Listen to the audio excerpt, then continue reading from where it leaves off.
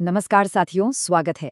आज हम राजस्थान भूगोल के एक ऐसे टॉपिक पर बात करने वाले हैं जो हर एग्जाम की जान है, राजस्थान के भौतिक प्रदेश। देखिए, ये वो टॉपिक है जिससे सवाल आते ही आते हैं, ये तय है। तो आज का ये सेशन एक वन शॉट रहने वाला है, जिसमें हम इस पूरे चैप्टर को बिल्कुल शुरू से आखिर तक हर वो फैक्ट, हर वो कॉन्सेप्ट जो एग्जाम के लिए जरूरी है, सब कुछ कवर करने वाले हैं। तो फिर सवाल यही उठता है कि इस बेहद जरूरी टॉपिक के लिए तैयारी कैसी है। क्या ये पता है कि अरावली कब बनी, या फिर ये 56 का मैदान आखिर है कहाँ? अगर मन में जरा सा भी डाउट है ना, तो आज के बाद वो बिल्कुल नहीं रहेगा। ये सेशन आपकी तैयारी को एक नई धार देने वाला है। तो चलिए देखते हैं कि आज हम क्या क्या कवर करने वाले हैं। सबसे पहले हम समझेंगे कि ये जो विभाजन है, इसका बेस क्या है, इसे कैसे बांटा गया है। फिर एक एक करके चारों प्रदेशों में चलेंगे: पश्चिमी मरुस्थल, अरावली, पूर्वी मैदान और दक्षिणी पूर्वी पठार, और इनकी पूरी डिटेल देखेंगे। और हाँ, आखिर में कुछ प्रैक्टिस क्वेश्चंस और एक क्विक समरी से अपनी तैयारी को फाइनल टच देंगे। ठीक है, तो चलिए शुरू करते हैं। किसी भी जगह की ज्योग्राफी को समझने के लिए ना, सबसे पहले उसकी नींव को समझना होता है, मतलब उसका भौतिक विभाजन। हम यही देखने वाले हैं कि राजस्थान को इन अलग अलग प्रदेशों में क्यों और किस आधार पर बांटा गया है। अच्छा, इसकी कहानी ना करोड़ों साल पुरानी है। जरा सोचिए, एक वक्त था जब धरती पर सिर्फ एक ही महाद्वीप था, जिसे कहते थे पैंजिया। फिर ये टूटा दो हिस्सों में, अंगारा लैंड और गोंडवाना लैंड। और इन दोनों के बीच जो विशाल समंदर था, वो था टेथिस सागर। अब मजे की बात यह है कि हमारा जो राजस्थान है, वो इन्हीं गोंडवाना लैंड और टेथिस सागर के अवशेषों से मिलकर बना है। ये जानना बहुत जरूरी है कि थार का रेगिस्तान और हमारे पूर्वी मैदान, वो तो बने हैं टेथिस सागर के हिस्से से, जबकि अरावली और हाड़ौती का पठार ये गोंडवाना लैंड के प्राचीन हिस्से हैं। है ना कमाल की बात? अब बात आती है वर्गीकरण की। देखिए, इसमें दो सिस्टम मेन हैं। सबसे पहले 1967 में प्रोफेसर वीसी मिश्रा ने अपनी किताब राजस्थान का भूगोल में राज्य को 7 हिस्सों में बांटा था। ये एक बहुत अच्छा शुरुआती प्रयास था, लेकिन हम जिस पर फोकस करेंगे वो है ज्योग्राफिकल क्लासिफिकेशन। ये उच्चावच और जलवायु पर आधारित है और राजस्थान को 4 मेन प्रदेशों में बांटता है, और यही क्लासिफिकेशन सबसे ज्यादा माना जाता है। इन प्रदेशों के बनने का टाइम भी बहुत जरूरी है। सबसे पहले प्री कैम्ब्रियन युग में बनी दुनिया की सबसे पुरानी पर्वतमाला, अपनी अरावली। उसके बाद क्रिटेशियस युग में बना दक्षिणी पूर्वी पठार। फिर आया प्लिस्टोसीन युग, जिसमें नदियों ने पूर्वी मैदान बनाए। और सबसे आखिर में, मतलब सबसे नया, टर्शियरी और प्लिस्टोसीन युग में बना पश्चिमी मरुस्थल। तो ये क्रम याद रखना है: सबसे पुराना है अरावली और सबसे नया है थार का मरुस्थल। ठीक है, तो एक एक करके इन प्रदेशों की गहराई में जाने से पहले जरा इस टेबल पर एक नजर डालते हैं। ये हमें एक क्विक ओवरव्यू दे देगी। यहाँ देखिए, पश्चिमी मरुस्थल एरिया के हिसाब से सबसे बड़ा है, 61% से भी ज्यादा, और 40% आबादी यहाँ रहती है।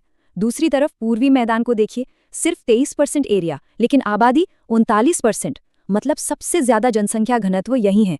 तो आप देख सकते हैं कि अरावली और पठारी प्रदेश एरिया और पॉपुलेशन दोनों में ही काफी छोटे हैं।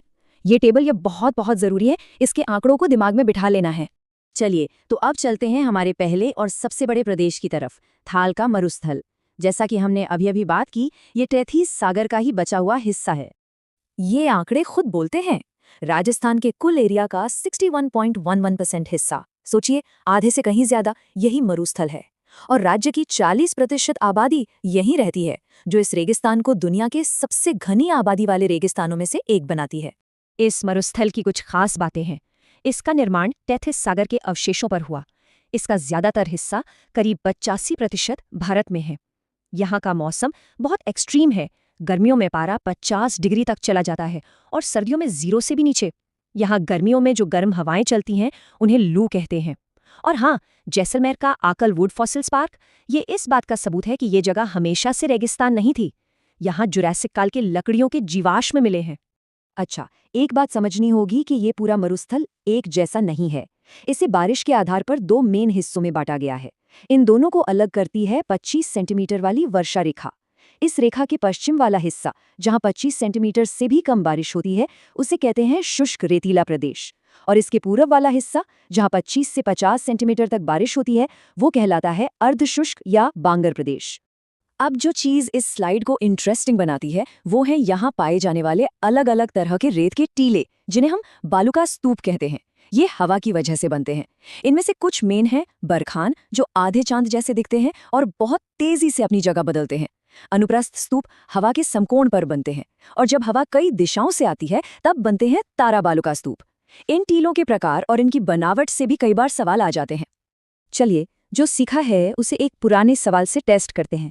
सवाल है, रेतीले मरुस्थल की पूर्वी सीमा का निर्धारण कौन सी वर्षा रेखा करती है? देखिए, हमने पढ़ा कि 25 सेंटीमीटर की रेखा तो मरुस्थल को 2 हिस्सों में बांटती है, लेकिन यहाँ पूरे मरुस्थलीय प्रदेश की पूर्वी सीमा पूछी है। इसका सही जवाब होगा 40 सेंटीमीटर। यही वो रेखा है जो मरुस्थल को बाकी राजस्थान से अलग करती है। कुछ जगह आपको 50 सेंटीमीटर भी मिलेगा, पर दिए गए विकल्पों में 40 सेंटीमीटर सबसे सही है। और ये कितना दिलचस्प है कि हम सबसे नए भूभाग से अब सीधे सबसे पुराने भूभाग की तरफ जा रहे हैं। तो चलिए अब एक्सप्लोर करते हैं दुनिया की सबसे पुरानी फोल्ड माउंटेन रेंज अरावली को। अगर आंकड़ों पर नजर डालें तो अरावली प्रदेश राज्य के सिर्फ 9% एरिया में फैला है और यहाँ 10% आबादी रहती है। भले ही ये एरिया में छोटा हो, पर इसका जियोलॉजिकल, इकोलॉजिकल और इकोनॉमिक महत्व बहुत बहुत ज्यादा है। अरावली के बारे में कुछ जरूरी फैक्ट्स हैं जो याद रखने हैं। ये प्री कैम्ब्रियन युग में बनी थी। ये एक वलित यानी फोल्डेड पर्वत है, मतलब चट्टानों के मुड़ने से बनी, लेकिन करोड़ों सालों में घिस घिस कर अब ये एक अवशिष्ट यानी रेजिडुअल पर्वत बन चुकी है। इसकी तुलना अमेरिका के एप्लेशियन पर्वत से की जाती है। इसकी टोटल लंबाई गुजरात के पालनपुर से दिल्ली तक 692 किलोमीटर है और इसका लगभग 80% हिस्सा यानी 550 किलोमीटर हमारे राजस्थान में है। और हाँ, बनास, लूनी और साबरमती जैसी नदियां यहीं से निकलती हैं। और ये नंबर, इसको तो बिल्कुल दिमाग में छाप लेना है, 1722 मीटर्स। ये सिरोही जिले में मौजूद गुरु शिखर की ऊंचाई है, जो सिर्फ अरावली की ही नहीं बल्कि पूरे राजस्थान की सबसे ऊंची चोटी है। इसे संतों का शिखर भी कहा जाता है। इससे पहले कि हम आगे बढ़े, एक छोटी सी बात, अगर ये विश्लेषण पसंद आ रहा हो और इसी तरह अपनी तैयारी को और धार देना चाहते हो तो चैनल को अभी सब्सक्राइब कर लें और अपडेट्स के लिए हमारे टेलीग्राम चैनल से भी जरूर जुड़ें। तो अब अरावली के पूरब की तरफ चलते हैं, राजस्थान के सबसे उपजाऊ इलाके की तरफ, पूर्वी मैदान। इसे सच में राजस्थान का अन्न का कटोरा भी कहा जाता है। यहाँ के आंकड़े काफी कुछ बताते हैं। ये इलाका है तो सिर्फ 23% जमीन पर, लेकिन अपनी उपजाऊ जलोढ़ मिट्टी और पानी की वजह से ये राज्य की 39% आबादी को पालता है। इसीलिए ये राजस्थान का सबसे ज्यादा जनसंख्या घनत्व वाला भौतिक प्रदेश है। इस पूरे मैदानी इलाके को नदियों के हिसाब से 4 मेन बेसिन में बांटा गया है। उत्तर में है बाणगंगा बेसिन, फिर बनास और उसकी सहायक नदियों का बनास बेसिन। इसके बाद आता है चंबल का इलाका, जो अपने बीहड़ों के लिए फेमस है। और दक्षिण में है मध्य माही बेसिन, जिसे छप्पन का मैदान भी कहते हैं। चलिए कुछ खास लोकल टर्म्स को भी समझ लेते हैं, जैसे छप्पन का मैदान। इसका ये नाम इसलिए पड़ा क्योंकि ये प्रतापगढ़ और बांसवाड़ा के बीच 56 गांवों का एक समूह है। ये माही नदी से सींचा हुआ एक बहुत ही उपजाऊ क्षेत्र है और एग्जाम के लिए तो बहुत ही जरूरी है। एक और जरूरी कॉन्सेप्ट है बीहड़ या उत्खात स्थलाकृति, जिसे इंग्लिश में बैडलैंड टोपोग्राफी कहते हैं। ये चंबल नदी के तेज बहाव से मिट्टी के कटाव के कारण बनी ऊबड़ खाबड़ गहरे खड्डों वाली जमीन है। ये एरिया सवाई माधोपुर, करौली और धौलपुर जिलों में फैला है और इसे डांग क्षेत्र के नाम से भी जाना जाता है। और अब आखिर में चलते हैं राजस्थान के दक्षिण पूर्वी कोने में हाड़ौती के पठार की तरफ। ये वो इलाका है जो ज्वालामुखी के लावा से बना है। हाड़ौती क्षेत्र, जिसे दक्षिणी पूर्वी पठार भी कहते हैं, राज्य के लगभग 7% मतलब 6.89% हिस्से में फैला है और यहाँ 11% आबादी रहती है। ये इलाका अपनी काली मिट्टी और मसालों की खेती के लिए मशहूर है। इसकी खासियत है इसका ज्वालामुखी लावा से बनना। यहाँ मिलने वाली मीडियम काली मिट्टी जो कपास के लिए बेस्ट है, और यहाँ की अति आर्द्र जलवायु। ये राजस्थान का सबसे ज्यादा बारिश वाला इलाका है और झालावाड़ जिला तो सबसे ज्यादा बारिश वाला जिला है। इसे आगे 2 हिस्सों में बांटा गया है, विंध्यन कगार भूमि और दक्कन लावा पठार। लीजिए, तो हमने चारों भौतिक प्रदेशों को अच्छे से समझ लिया है। अब वक्त है कि कुछ प्रैक्टिस सवालों और एक क्विक समरी से अपने ज्ञान को और पक्का कर लिया जाए। पहला सवाल, छप्पन का मैदान राजस्थान के किस भौतिक प्रदेश का हिस्सा है? जरा सोचिए, हमने माही बेसिन और 56 गांवों के समूह की बात कहाँ की थी? याद आया? बिल्कुल सही। इसका सही जवाब है सी, पूर्वी मैदानी प्रदेश। दूसरा सवाल थोड़ा कॉन्सेप्ट पर है। निर्माण प्रक्रिया के आधार पर अरावली किस प्रकार की पर्वतमाला है? यहाँ ध्यान देना है निर्माण प्रक्रिया पर, ना कि आज की स्थिति पर। तो इसका सही जवाब होगा बी, वलित या फोल्डेड पर्वतमाला। हाँ, आज की तारीख में ये एक अवशिष्ट पर्वत है। और ये रही लास्ट मिनट रिवीजन के लिए सबसे काम की टेबल।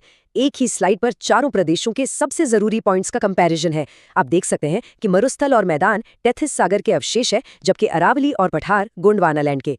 एरिया में मरुस्थल सबसे बड़ा है, पर पॉपुलेशन डेंसिटी में पूर्वी मैदान आगे है। सबसे ऊंची चोटी सिर्फ अरावली की याद रखनी है, गुरु शिखर, और मिट्टी भी साफ है। मरुस्थल में बलुई, अरावली में पर्वतीय, मैदान में जलोढ़ और पठार में काली। एग्जाम से ठीक पहले देखने के लिए ये एकदम परफेक्ट है। उम्मीद है कि राजस्थान के भौतिक प्रदेशों पर ये डिटेल्ड सेशन आपकी तैयारी में मदद करेगा। हमने हर जरूरी पहलू को कवर करने की पूरी कोशिश की है। ऐसे ही और गहराई वाले विश्लेषण के लिए चैनल को सब्सक्राइब करना मत भूलिएगा, ताकि अगला सेशन मिस न हो। पढ़ते रहिए और अपनी तैयारी को मजबूत करते रहिए।